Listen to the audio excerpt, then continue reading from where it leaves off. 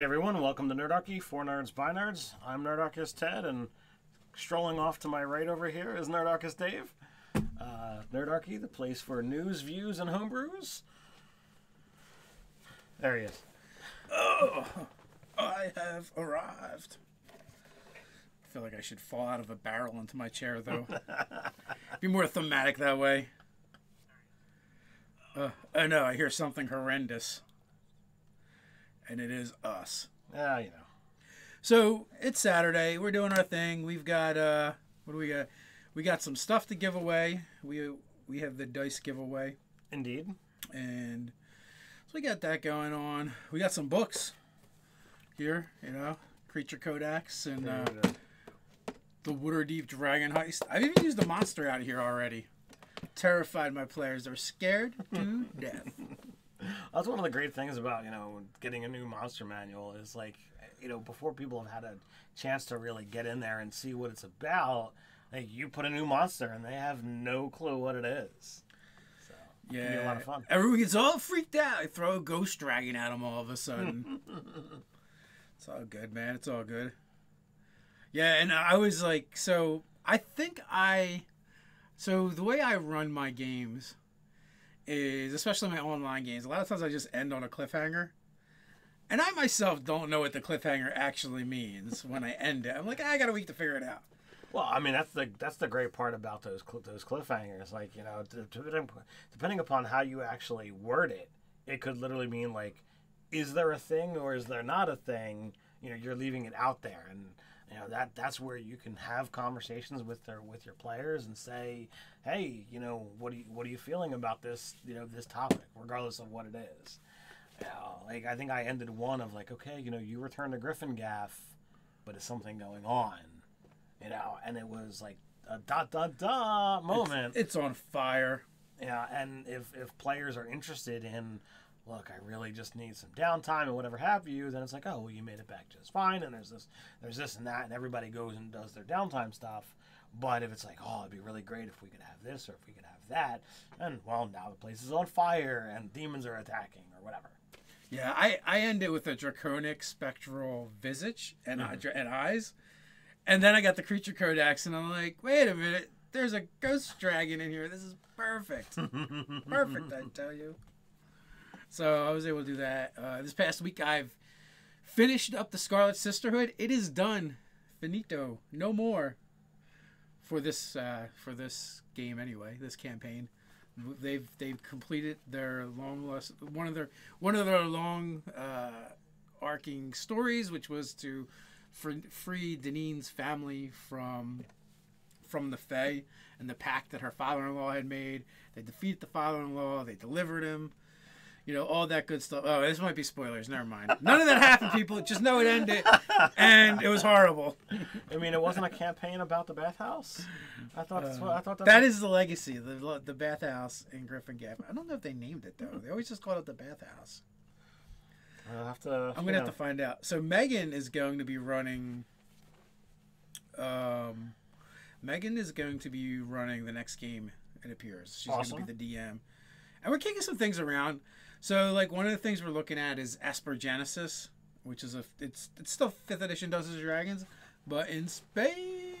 So it's kind of like a Spelljammer kind of thing. No, it's more like science fiction. Wow, nice. It just uses the 5e engine. Sun Wukong, hi guys. Nerdarchy reaches Spain every freaking day. That's awesome. That is awesome. We're actually going to be doing some work with a Spanish company. We're lining up some cool things with Vallejo paints. However it's properly pronounced, because we can never do it. Yeah, it looks like Vallejo or something like that. But when I met Alex, I'm pretty sure he said Vallejo. Okay. Well, that's how I was. It's his name, so I was pronouncing it that way, and you're like, no, that's totally wrong. And I'm like, okay. Well, maybe I'm pronouncing it wrong now. Check with your sister; she'll remember. All right. She was there when we met.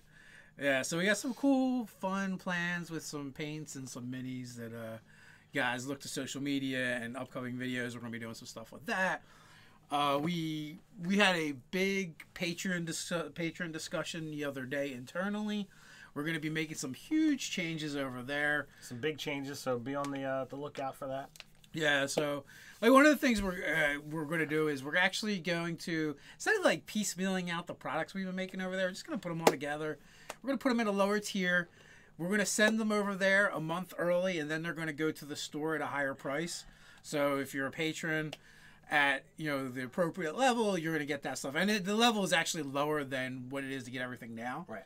So we're going to have that going on. We're also going to start create a section in our Discord that is going to be for Patreon supporters, where we're going to post over there content for you guys to beta test, and you know, and to hang out with us, Nerdarchy as well. So that should be a lot of fun. So it's going to be early access stuff, so you guys can beta test and help us, you know, work and make the products that we're doing that much better. But as you would get with beta test, it's totally early access, and it'd be cool for you to be able to help us. It's early access. Well, yeah, you know, but you'll get the access to it and help us be able to make better stuff. In theory. So that'll be a lot of fun. Also, we're going to open up some coaching over on the Patreon as well, so you can like sign up for coaching with myself or Ted or Nate, and I think we're going to, you know, block out an hour for people, and we can talk about whatever you guys want. Like, we're always getting, hey, how do you build this? Or, you know, what do you think of this archetype? Or can you write my adventure for me? Kind of questions. And that stuff is kind of time consuming, especially when you multiply it by the number of requests that we have. The requests we get, you know, and we get them in email, we get them over on Facebook, the contact page, comments. Yeah, it's really great to be able to, you know, touch and connect with people. And there are times that, you know, Dave or myself or Doug or Nate will respond to stuff, and it winds up going into a massive back and forth. And, you know, we felt this was a way of like, okay, we can fully dedicate that time at a, you know, reasonable rate. Yeah, so it's overwhelming. It gets a little overwhelming because there's so many of you folks out there. It's so little of us.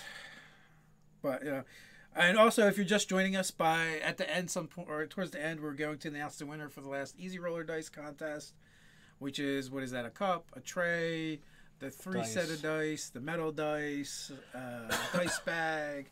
So all the Easy Roller Dice cool stuff. And I think we've already sent out the first one where the person got to pick what they wanted, and then Easy Roller was sending it out to them. So hopefully they got that. They're enjoying that at their table. Absolutely, making their table rumble with those metal dice. I love the feel of the metal dice. You know, when they hit the table or in a dice tray, it's nice. Yeah, I still roll plastic dice a lot of times. I tend to use I DM more than I play, but I tend to use the metal dice when I DM. Oh yeah, so the players can really feel the weight of your die rolls. So, you know, when you're rolling multiple attacks, or when you're rolling with advantage, and you gotta, that's cool. I like it anyway. There's one of the companies puts out like an oversized one. So Norse Foundry. Yeah, they've got the big honking metal dice. So this way you can really put the fear in your players' hearts. Yeah, I've got a lot of dice, and I've got, you know, some of the big plastic ones. But to try and roll one of the giant metal ones, I'd be afraid of hurting something or breaking something.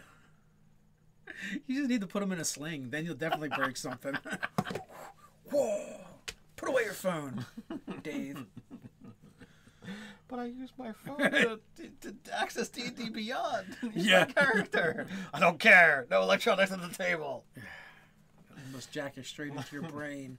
Right into your brain, man. So also over on the DMs Guild, you guys can go check out our character guides that we've been putting up. There's like 4 of them now. They're pay what you want, so you can get them for free, or you can make a donation to us.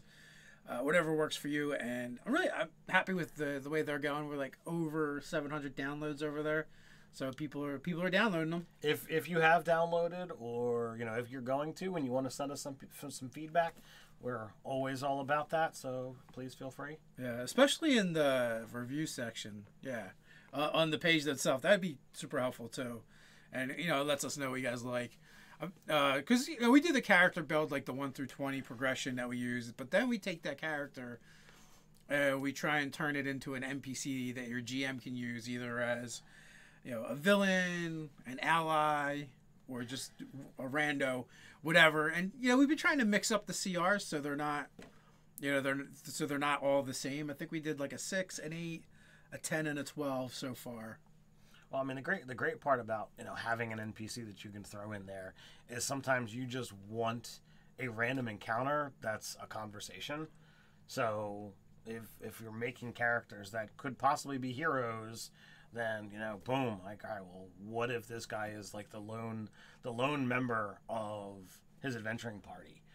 Oh, what if I'm looking for a mercenary to hire? Oh, well, you've got all of these options that you can go to. So I think it's a great addition to be able to have the player's aid and the and the GM's tool right there. So we got these books in front of us.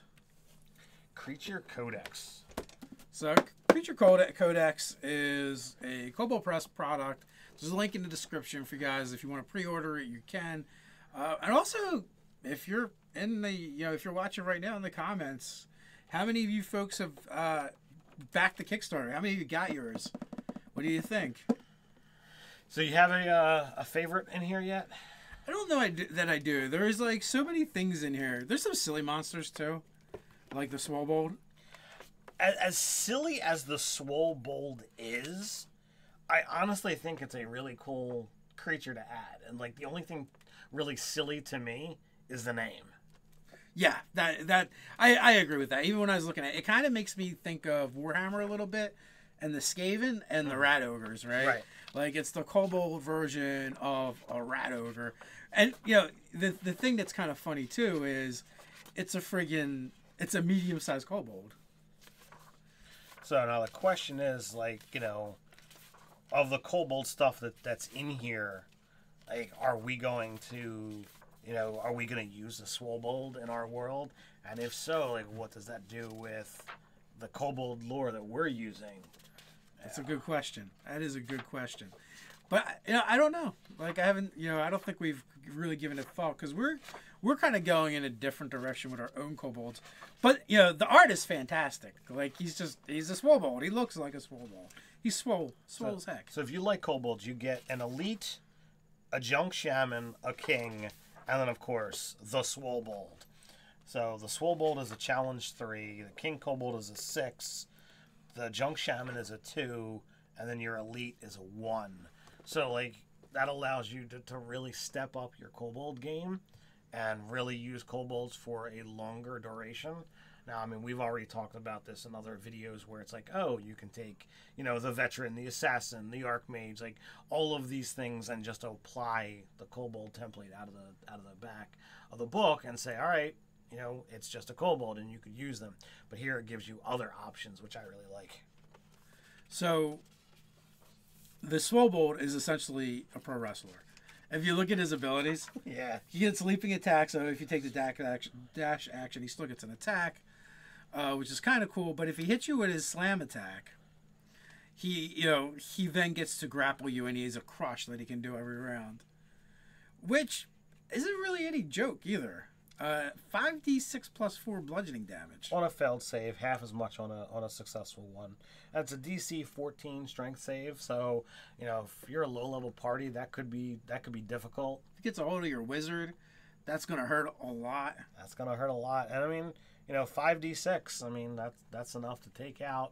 If you roll well, a 5th level character. He's essentially a medium creature that's punching for 2d6.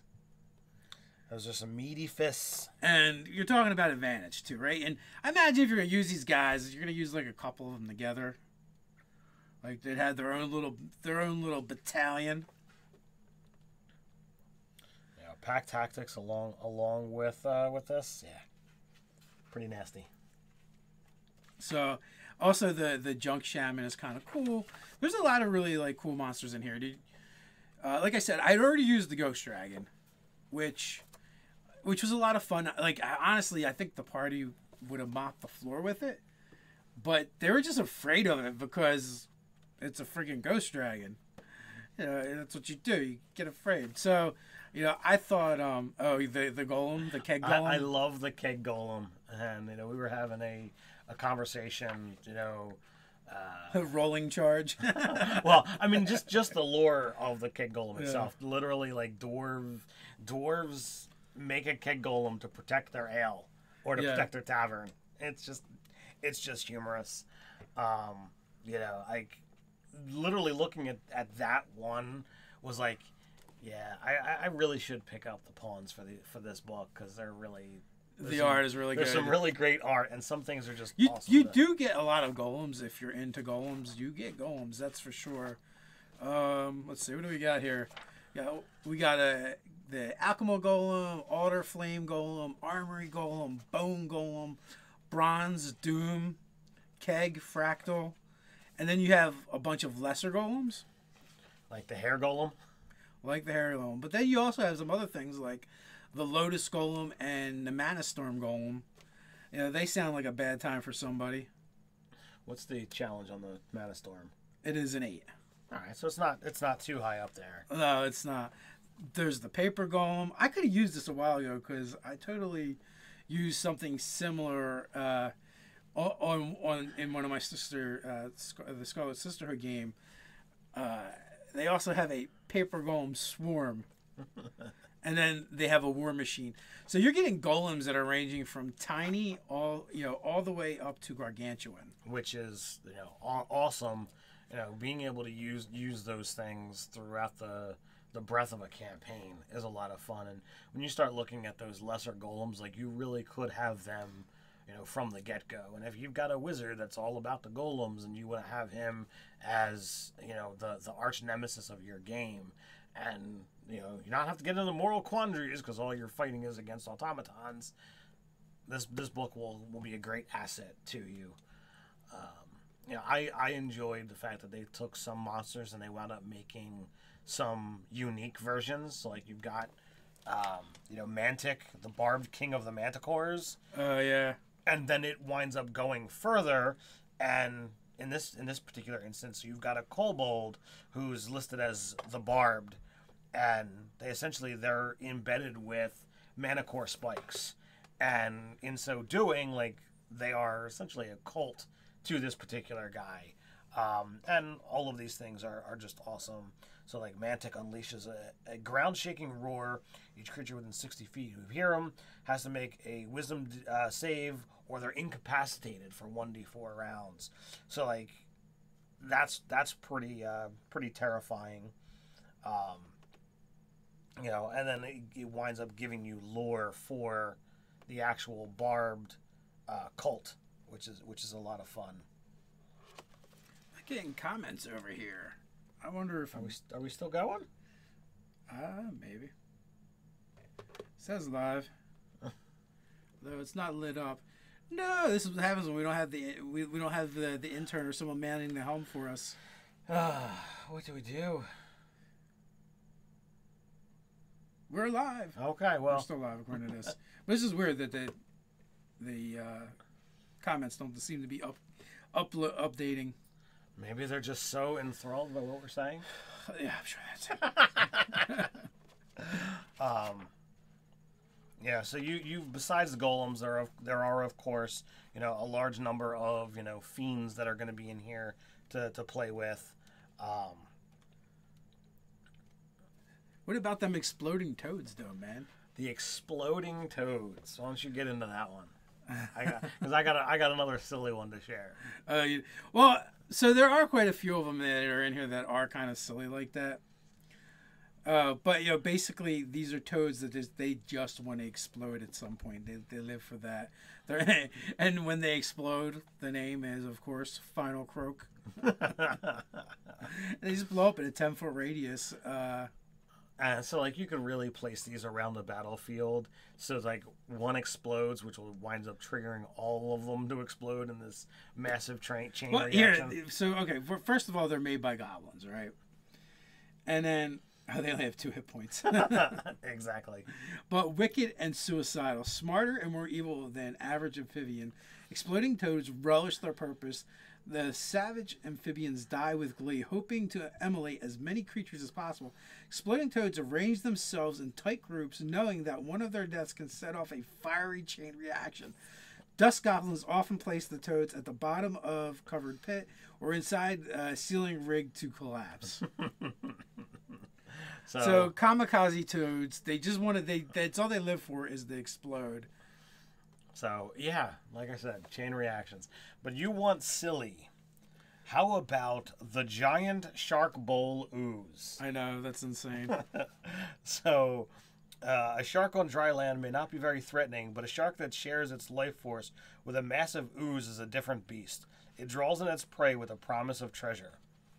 The two monsters share a symbiotic attachment that would be doomed without one another. The shark and ooze both gain sustenance from the living tissue that the ooze gathers as the shark swims in the ooze, consuming it all, except the shark. The magic within the shark bowl requires great energy to maintain, keeping the creature constantly hungry. A paranoid lich concocted this creature as an improvement on the other oozes built to guard phylacteries. The lich reasoned that the illusion of a reward hidden inside the transparent ooze might sway possible thieves away from its true phylactery, especially if such a treasure had a guard. So this is a huge ooze. It's a challenge 8. So it's a sizable thing. The ooze and the shark life force have been entwined by an arcane force. They share statistics as if they were one monster and cannot be separated. Nice. And there's just a lot of that. They draw from a lot of different types of folklore and mythos in here. So I mean, you're going to definitely get a nice mix of monsters, and the art is freaking amazing. And one of the cool things that they do, whether you're going to use it or not, is many of these monsters have the Midgard sidebar. So yes. If you're playing, or actually, I might as well just say many of the Kobold Press books do. So, if you're playing in the Midgard setting, it kind of gives you a little thing on, how they interact in that setting. Well, there's a lot of fantastic stuff that they've done to create Midgard. We've got the Midgard World Book and Player's Guide right behind you. I'm a huge fan of Tome of Beasts. I've used it many times. So getting access to Creature Codex and all of the specific lore that's there, I thought was really fantastic. I was talking to Dave. You're Dave. I was talking to Doug and Jake, a couple weeks ago about the Creature Codex and the number of different things within this book that are like designed for wizards. So like you've got like the Ink Guardian ooze, and there's a number of different things that would go along, like a trapped spell book or this or that you could use. It's like, this is all things that you could have in a wizard's tower and would totally make sense, and you could easily, just using this book, plan this devastating dungeon that is just a wizard's tower. And there's a lot of kind of dickish monsters in here too, like the Rageapede. So essentially, the venom of the Rageapede makes people go nuts and fills them with rage and makes them want to attack and murder things. So you could just have a couple of these show up in a village, and then the villagers go nuts and kill each other, and then you have this huge mystery on your hands. I mean, just one of them, causes a farmer to kill his wife, and everybody could tell you over and over again that he's such a great man and he would never do this, except for he did it. So this would be a great murder mystery piece to be like, you have to find out that when this one happens and this thing happens, you can find the one Rageapede that's going around town affecting individuals and causing mayhem. Yeah, or even a low-level party, having one of them show up on watch and attacking the person on watch. If they surprise them, they're gonna have disadvantage on that saving throw. And then next thing you know, they fly into a rage and they're attacking the sleeping party. It'd be better to do it to the wizard or something. TPK, guys. Well, except for you, Ragnar, the dwarven fighter, you're actually going to go up a level. You just gained a lot of XP. So there's a ton of monsters like that in here. So we have a weird cross between a lion, a dragon, and a stag called a piazza. It's technically a dragon. You know, it's unaligned. It doesn't have the typical super stats that dragons have. But I absolutely love the art on it. I don't know whether you had looked through and saw anything. I don't know how well you guys are able to see that fantastic thing. Well, that's one of the things about this and even the Tome of Pieces. They're full of amazing pieces of art. The weirding scroll is another thing that just kind of hides as a scroll. You know, it'd be perfect to pair it up with the ink ooze. Or was it ooze? Yeah, it was an ooze. Yeah, you pair those two up. The wizard's like, oh my god, scrolls and ink. And next thing you know, it's killing you. There's also a war wyvern, or wyvern, however you want to say that. You know, because in case the regular one just wasn't tough enough. You know, your ring servant is in here. That was one of the things from one of the Deep Magics. It was. So I enjoy seeing that, you know, showing up in the hardcover book. Excuse me. Fang of the Great Wolf warg. So it's another warg, but it's a more badass version than the one you get in the Monster Manual. You also for that wyvern, we also have a knight to ride it. So that's kind of cool. You know, the Shoreline Scrapper, essentially you've got a large lobster that essentially has, you know, refuse, you know, detritus, you know, attached to its shell, which winds up giving it, you know, far more armor than it would normally have. And it's got the ability to go inside, you know, similar to like a turtle, which can't do anything when it does so, but its armor increases by a further 4. So having something that's a challenge 4 that can go up to a armor class 20, that can be a challenge. It's also the thing that magnetizes, right? Yeah. Well, yeah, you could magnetize, stick everybody to it, and then go in its shell. You know, especially if it's got allies. So right. There's a bunch of different plants in here. So I mean, no, this is a great book if you want to just add monsters. There's a ton of giants. There's the Void Giant, which, you know, I know that's going to be a favorite for Nerdator Doug because he loves all that Void stuff. Oh, absolutely. He's a big fan. All in all, I mean, you're talking about, you know, a massive book, you know, more than 400 pages worth of stuff, plenty of NPCs. You know, the appendices give you exactly what you want. You can have creatures by type, creatures by challenge, creatures by terrain. Like, it's just so useful. There's an entire pawn set that you can get to go along with it. So you want a mini for it, boom. You know, yeah, it's a pawn, it's a cardboard, you know, thing, but you have the physical representation to be able to throw on there, should you so desire. So they asked to see some of the art, which I'm not sure how well we can do with that. Yeah, but we had technical issues last week, but you know, we were planning to do screen shares, which would have been more effective. And I really do apologize about that, but I think this is, you know, far better than what we would have had last week, where we would have kept having, you know, drop signals and freezes and what have you. Technology, how does it even work? I don't know. It's magic, right? So, oh man, here's another magic monster coming out of a book. I needed that for something a while back. Told you, there is everything in this book needed to run a super evil wizard's tower. I'm probably gonna have to try and pull up the specific page numbers and do an article, you know, of like, these are the things that you want to use and why. Yeah, Nerdator Doug, I'm pretty sure, did do a bit of a review over on the website, yeah, which I'm sure he's added pictures from that over there, so that's another place where you can check it out if you wanted to. Again, I'm away from the chat, so I don't know how well this stuff is coming across. There's that ghost dragon that I used, although I altered mine slightly just in its appearance. I know we've done stuff before, and I'm like, there's no point in showing this, and I'm like, and I just like flashed it real quick, and then I watched the video later, like, oh, like wow, that really shows up. These cameras are good.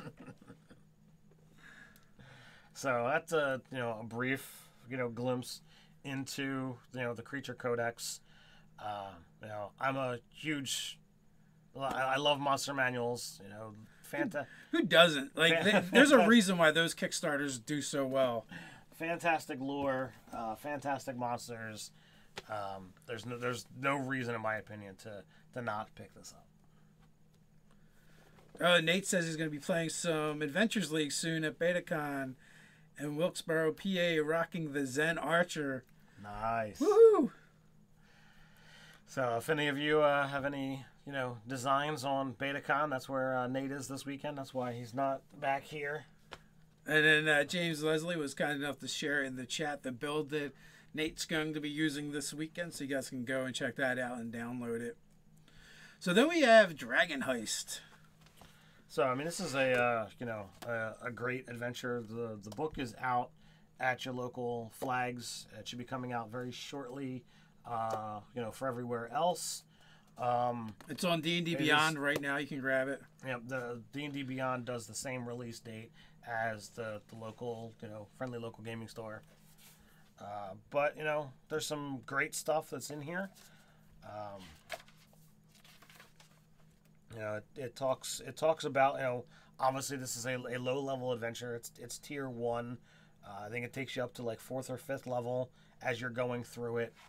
We were looking over on the D&D Beyond website, and James Hake has got a great article about this without giving it any kind of serious spoilers, and we learned that there's a lot of money that's potentially able to be gotten, and you're trying to keep it out of the villain's hands. So I think that's pretty cool. Which we're going to shoot a video kind of related to that later. Kind of related to that. Loosely, very loosely. I think that is the plan. Nate says we're in a little box. Yeah, I think I know what the problem is, but I'm over here and the fix is over there. So we will be in the little black box. It's the setting. It's one of the settings on OBS. My bane. Raven, do people still have TVs? Yes, you have a TV, so you can Chromecast your videos from your phone and other sources to it. That's why you still have a TV. That's what we use it for, at least. So I had kind of gone through and looked at all the magic items and a lot of the NPCs and monsters, and I was a little disappointed in that section, to be honest with you. Well, the part that I really wanted was the stat block for my favorite drow, and that's Jarlaxle. He has a challenge 15, and he is utterly amazing. So, Justin Harris wants to know, hey, Dave and Ted, are you guys ever going to do that D&D getaway? The D&D getaway? Yeah. Actually, there's a castle in Ohio where they play D&D. So, I want to look into that and see. And after having played D&D in a castle in France, I'm like, well, maybe we can find some castles here in the United States and set something up. I don't know. You guys want to go hang out with Nerdarchy in a castle and play D&D? Maybe we can get some of our other friends to show up and hang out. So that would be absolutely a fantastic idea. You're saying there's one in Ohio. I know there's one in New York as well. The trick, and just like our friends over at D&D in a Castle have known, is like those kind of things work better during the week because they sell out for weddings and what have you on weekends. Well, it'd probably be like several days, I imagine, anyway. Oh, yeah. Even if it was a weekend, it would probably be like a Thursday to Sunday or something like that, of just jam-packed gaming.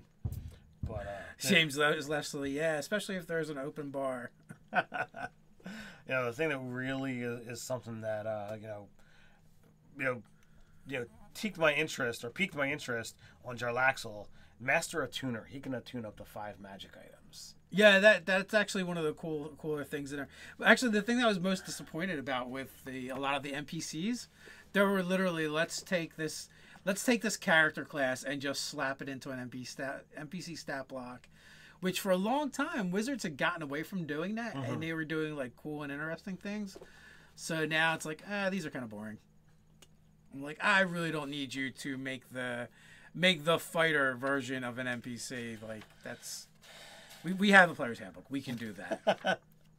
I really they started doing what Curse of Strahd, I think, is where they really made the NPC abilities unique and different from the player character abilities. So there's that. There's supposed to be there's a section in there about running a tavern. I'm pretty sure that seems intriguing. You know, I'm sure once I have a little bit more time, I'm going to cherry pick this book for different things, especially for running urban adventures, or you're even just like world building in your urban settings. So there's sections for if you're facing off against particular NPCs. Like, we know that there's Xanathar, there's Manchun, there's Jarlaxle. So there's all these different things. You've got setting the stage. You've got a lot of great things that are in here if you're looking to run the actual adventure or steal pieces from it. I have not read this through. I've really only skimmed through. But as with every adventure, I eagerly look forward to getting my copy, because this is the one that Wizards sent us, or their PR people sent us, that we'll wind up giving out to you guys at some point in time. But we're gonna steal and pick away as we always do.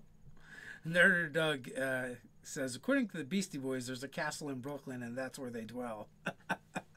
You might have a good point there, Nerder Doug. You might have a good point. We'll take that over. Yeah, so it looks like Chapter 2 is that open for business level advancement. So, I wonder. 41. Also, if you're just tuning in or weren't here when we mentioned it before, we are going to be announcing the winner for our Easy Roller Dice contest. By the way, that's a monthly contest, so if you don't win that this time, that's all right. Keep your eyes peeled, because there will be another. Yeah, see, it's got the keeping tavern expenses, and it's got some rules for running a tavern. So you're mentioning the Easy Dice, Gleam contest, Easy Roller Dice. Did we want to announce our winner for that? We are past the halfway mark. We are. Oh, yeah, sure. All right. So, thank you to everybody that has entered. As Dave says, we are doing this thing every month. Thanks to the awesome people over at Easy Roller Dice. Getting, cool dice trays, dice cups, dice bags, the whole kit and caboodle. And this time the winner around is Cassandra Maxwell. So I've got the email address. I will be reaching out to you, get your information, get you in touch with Easy Roller Dice. One of our 4%ers. So, as always, there's the disclaimer. That's way too small. Read it, the Lords of Waterdeep cannot be held responsible for the flogging, banishment, incineration, or execution of adventurers who violate the code legal, nor are the lords responsible for the actions of beholder crime lords, unscrupulous nobles, drow swashbucklers, and evil clones. Also, don't be alarmed by the colossal statues scattered throughout the city.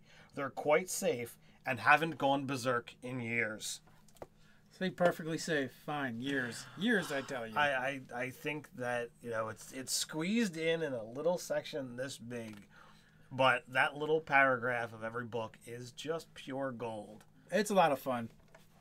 I wonder who on the D&D team writes them, or if they switch off on who writes those. That would have been a good question for Adam Lee. Yes, or Jeremy Crawford, or any other Wizards of the Coast people we've run into. That's true. So, you have your game coming up next week. Next week. That we'll be playing our in-person game. An in-person game, and you guys have done your work, and you're looking to go talk to some Yugoloths. Oh yeah, so this is, how many sessions do we have left? Two. So it's almost come to an end. And then my game will be the following week, if I'm remembering correctly. 17th level, going to play with the big boys now. And you have a game coming up with the fans. Yes, that will be on the 30th. It'll be Sunday night, 8 p.m. I've got 3 of my 4 players that I'll be using. So closer to the event, if just I'll give the people a little bit more time to respond if I reached out to you, and then I'll find a way to grab another player. So where did you pull those players from? That was from our email newsletter list. Those people who double down and get on the list to be able to get into a chance to win or get a chance to game with us, as well as from our Patreon supporters. Even $1 a month gets you either another entry or an entry if you don't want to be part of the newsletter into that list. Right. Also, what's I guess worth mentioning it too is we always do monthly giveaways. In addition to like if we randomly give away stuff here or the Easy Roller Dice, which is different, but through the Patreon, you're automatically entered into those giveaways. There's a free way to do it over on the website. We have a contest section, I believe, in the menu bar. If you click that, it gives you instructions, a form to download that you can mail to us. Or if you just have to be a patron, we then just automatically enter you, so you don't have to be bothered with jumping through any of those hoops. All of our giveaways are not associated with Patreon or YouTube or any of that nonsense. We do it because maybe Asmodeus, he might be involved a little bit because we like we like doing stuff. People like receiving free stuff in the mail, so we want to continue that. As I said earlier, Cassandra won the dice and stuff from Easy Roller, and they're awesome for being able to do that. Nerdarchy backed the Invisible Sun, the big black box for multiple copies. So our next 2 months giveaways. So first week in October, first week in November. If you happen to be a patron or you fill out that form, you get an entry into those, and those boxes are like, what's the retail? 300 on those? I think so. So pricey. Pricey, but it's literally everything an entire gaming group needs to play that game. They're only charging like $10 a pound. The box weighs like. Oh yeah. The box weighs like 30 pounds. Yeah, the shipping was like 28.9 or 29.4, somewhere along those things lines. Are hefty. They are. I'm worried for the shelf back here. No. So the box, it's literally bigger than a foot cube. It is the big black box. We actually have it here. Sorry, I should not turn away. Here, you can show that there. Ooh. So, oh my God, we won't open it again because we do have a video where we do. And man, this sucker is heavy. I don't want to break the table. Wow. If you don't center this thing on the table, it will totally flip the table like when Ted raged out in that video and flipped the table. So if you go to invisiblesunrpg.com/box contents, you can be able to see what's in there. But the Black Cube contains 4 hardcover books totaling more than 600 pages, 1,000 cards, and hundreds of other components. It feels like it should be like a magic item. I actually just like the way it opens up. Yeah. But I'm easily impressed, so. But it is a really, really cool thing. It comes with dice. It comes with, all of the different cards. And as I said, the books and what have you. There's handouts that are designed, that are already, ready to go should you use this, in your game. But we love D&D, but we love checking out other RPGs because every game that comes along does something that D&D doesn't. And there's always the chance that there's something worthwhile to make your game better, regardless of what game you're playing. So we always encourage trying to check out other games, and we are definitely looking forward to seeing what Invisible Sun has to offer. And that's why we got more than one, so that we can be able to let you guys and gals out there give it a shot. So Justin Harris, I need to figure out how to be in the newsletter. I don't really mind winning stuff, but a chance to game with you guys is the best gift ever. So that being said, we cleverly hide one of those links in every one of our videos. In the description, you can find the newsletter where we're going to give weekly tips. There's a way. It does tell you how to join that list so you can be in the random fan game as well. If we need anything, we need to communicate with you folks. That's one of the places where we will do it. Yeah, and if you really, like I said, if you really want to double down on your chances, signing up for the newsletter and becoming a patron is you literally get 2 chances in that lottery of gaming with us. That's true. Whoever wins for within the next 2 contests we hold, if they happen to be a patron at the dollar level, like literally they're covered. It's paid for itself for the next 300 months. So somebody in the chat do the math, because I don't feel like doing 300 divided by 12. A bunch. It's a lot. It's a couple of decades. Let's see. 12 squared is 24, so that's 288. That's 24 years, so longer than that. Bam. Ted with the math, nerd. So yeah. So the cube is definitely a good get. Oh my god, it's so heavy. And it happens to go very nicely on the the Monty Cook Games shelf, along with Predation, Numenera, all the No Thank You Evil. I don't have the Strange, but I do have the Cypher System. Nice. Well, we're gonna be finishing up your campaign soon, man. What do you want to do after that's over? I don't know. You thinking more D&D, a different game? I think our fans out there love seeing us play D&D. So maybe we'll do a poll. Maybe we'll try and figure out who we want in the game, and then figure out what they want to play, and then we'll go from there. Also, too, do you guys care how we do the game, as well as far as whether we do it in person, record it, and then put it up, or if we stream it live? Because I think that's been one of our discussions as well, as maybe just streaming them live. Well, there's definitely interesting topics, regardless of there's good and bad no matter which way you look at it. One of the things that I like about doing it in person is there's definitely far more of the socialization factor, which is good in my opinion on everyone's morale. Me being stuck down here in the basement all the time, getting to see my friends here is always a great thing. But then there's all of the how much time before and after that is just literally okay, I'm tired, let's go to bed. It's more game if you stream it online. So when typically when streaming happens, okay, we get together, we chat for 20 minutes, boom, you can get a rock solid amount of gaming in 2 to 3 hours, and then say okay, good night, and that's it. When you sign off, there's no cleanup, you're just done. So there's definitely good and bad. So, well, the other thing too, though, one of the advantages if we do go with a stream game instead of a live game is it opens up who we can play with. Yes. Big time, because now we can play with pretty much anyone in the world, where we're not restricted to just the region where we're at. That is 100% true. True mate, sadly, different time zones for streams, but I catch up. And that's the other side of we wouldn't have to record, edit and upload. It would just be there. Yeah, and that's the other thing too. We could always there is some times that kind of work for most places, and since we game on a Saturday, it's on the weekend, so right. That I think that helps as well.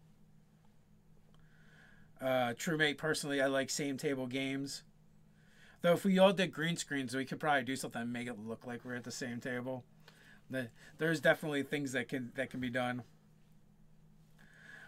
Justin Harris stream. How do you even do that? We have a bunch of stream games up on the channel that you can take a look at and see how we do it. And I think the next games we do too, we're probably going to try to start working on increasing the production value a little bit, so it's better to look at.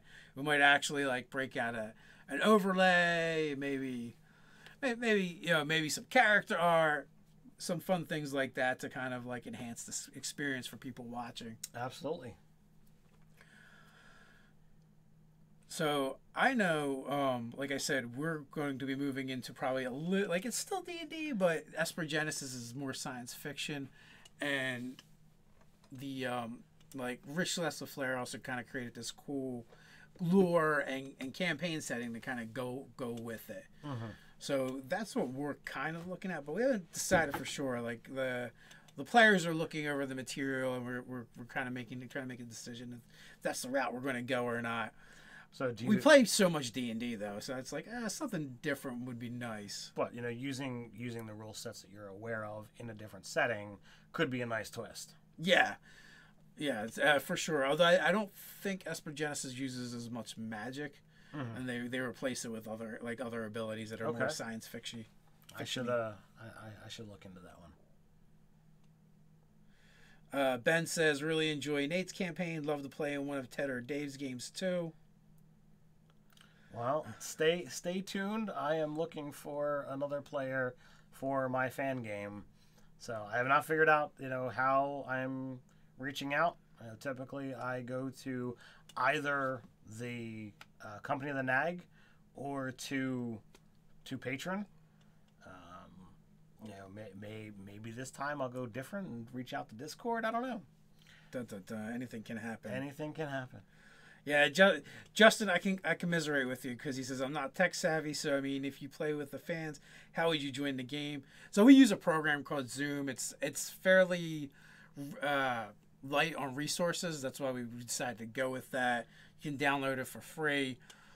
We have a paid account, so we get to do the cooler things with that. But you don't, we're the only ones that really need to have that paid account. And we are not very tech savvy either. So if we can figure it out, so can you, my friend. And we typically, when you are going to game with us, we send out a Zoom link. You just join. You click the button to confirm, and you get pulled into a window. And we've got the ability to manipulate and move people around so that it's visually out there. So. Jose Suarez is in the chat bragging a little bit, I think. Or commiserating. I'm not entirely sure which. Conversely, I've played online with Ted and live with Dave. Yeah, when we were down in Florida, we did like a meetup with some of the fans, which was just gaming and pizza. So that was really cool. And we had a lot of fun with that. Those players were a blast. Oh, no. Raven just called. So when we used to play the Marvel Phase Rip game, Season 2, we ended up with a bunch of animals running around in the game. And the animals were all people from the chat. Oh, jeez. So, like, there was, I think there was, like, rats, and there was a raven, and there was a dog. Oh, yeah, Mystery Mutt. So, and by the time, like, and then Professor Bill would award them karma and let them spend it on things. So they might have built a mini Voltron at some point. I don't know. It got really crazy over there.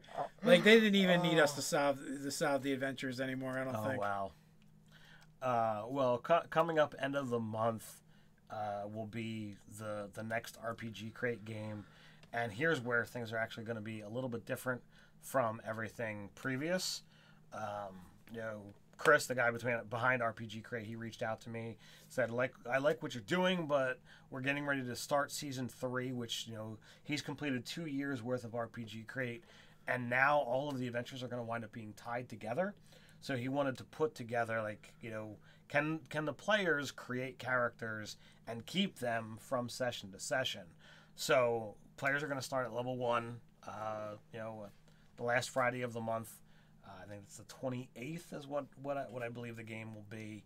And we're actually going to be meeting this upcoming Friday offline to do a session 0 so everybody can kind of put their characters together, talk about what they want to do.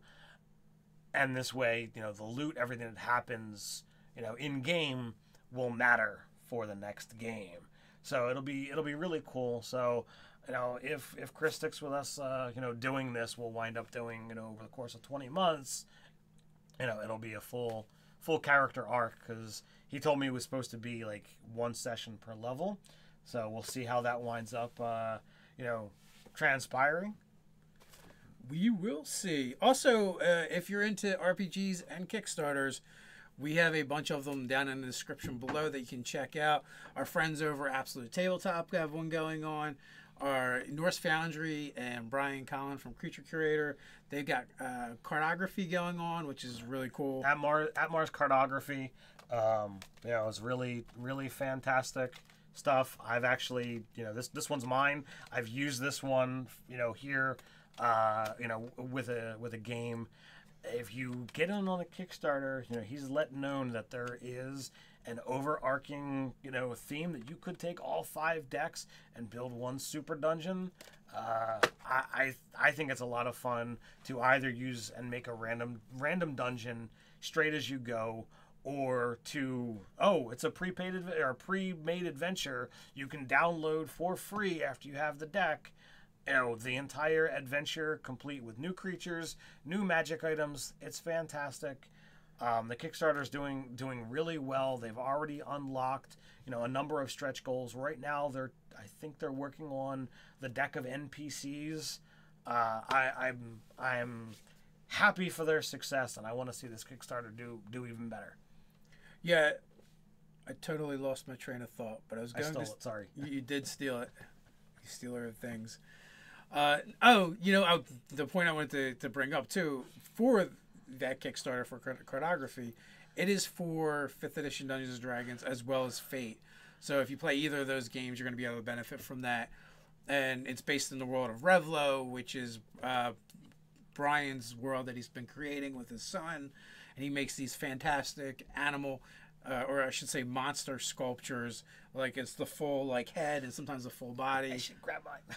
Yeah, Ted has one around here somewhere. I got one at home. It's even bigger than Ted's. This thing is it's like a small critter, so it's pretty cool. Well, he makes awesome stuff.